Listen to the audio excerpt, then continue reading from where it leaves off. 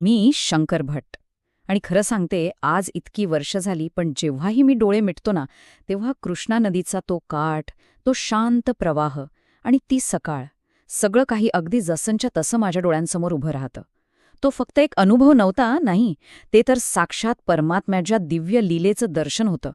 आणि आज मी तेच शब्दचित्र आपल्यासमोर मांडण्याचा प्रयत्न करणार आहे. ती सगळी लीला सुरू होण्याच्या अगदी आधी प्रभूंच्या मुखातून हे शब्द निघाले होते.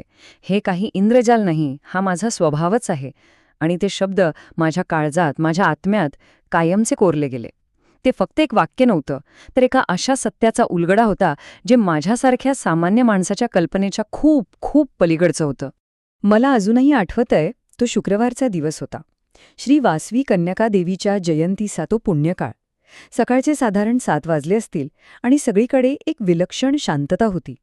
अशी शांतता जणू काही संपूर्ण सृष्टीच श्वास रोखून कुठल्या तरी महान घटनेची वाट बघतीये.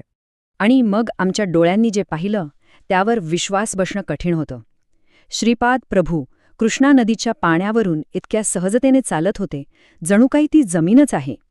आणि आम्ही मात्र नावेतून त्यांच्या मागे मागे जात होतो. तो चमत्कार नव्हता, नाही, ती त्यांच्या सहज स्वरूपाची, त्यांच्या दिव्यत्वाची फक्त एक छोटीशी ओळख होती. नदीच्या पलीकडच्या काठावर पोहोचल्यावर प्रभू एका गोशाळेत गेले आणि शांतपणे ध्यानस्थ बसले. त्यांच्या भोवतीना एक दिव्य वलय तयार झालं होतं. आणि मग जे घडायला लागलं, खरं सांगते, ते शब्दात वर्णन करणं शक्यच नाही. माझ्या डोळ्यांदेखत एक अविश्वसनीय दिव्य रूपांतर घडत होतं. अरे देवा! पाहता पाहता श्रीपाद प्रभूंचा देह जणू काही करोडो सूर्य एकत्र आल्यासारखा तेजपुंज झाला. तो प्रकाश, तो दिव्य प्रकाश सगळ्या दिशांमध्ये व्यापून राहिला. त्यांचं ते मानवी शरीर आता राहिलंच नव्हतं.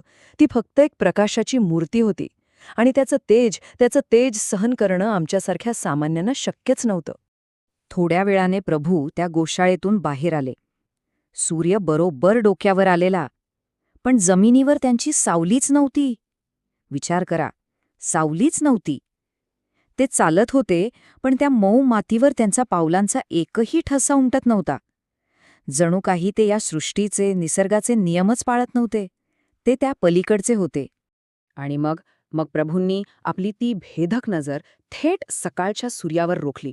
आणि त्या एका क्षणात जणू काही आकाश आणि पृथ्वी एक झाली, त्यांच्यातलं अंतरच मिटून गेलं.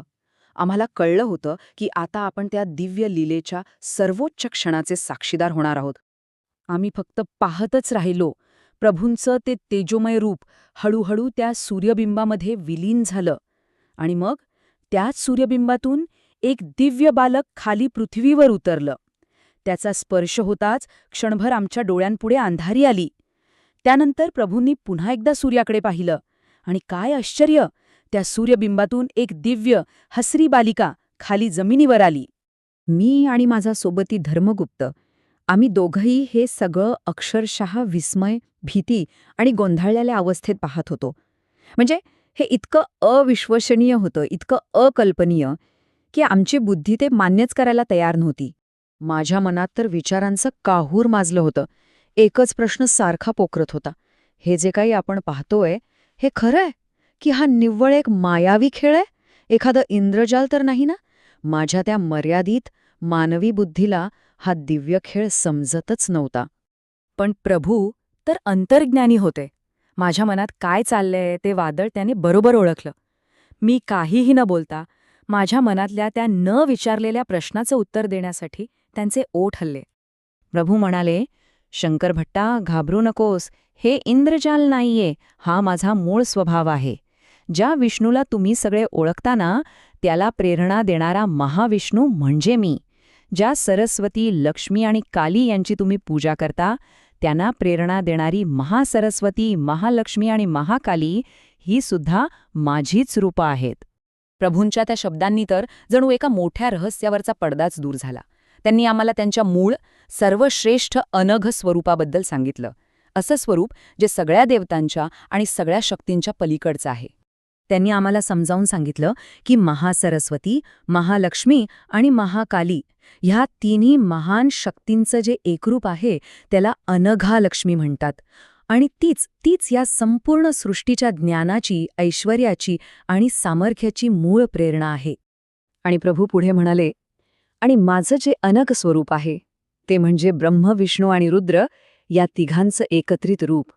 मीच त्या त्रिगुणात्मक शक्तीला म्हणजेच अनघा लक्ष्मीला स्वतःमध्ये धारण करतो. आणि हेच माझं परिपूर्ण स्वरूप आहे. पण बघा, प्रभूंनी फक्त शब्दांनी ज्ञान नाही दिलं.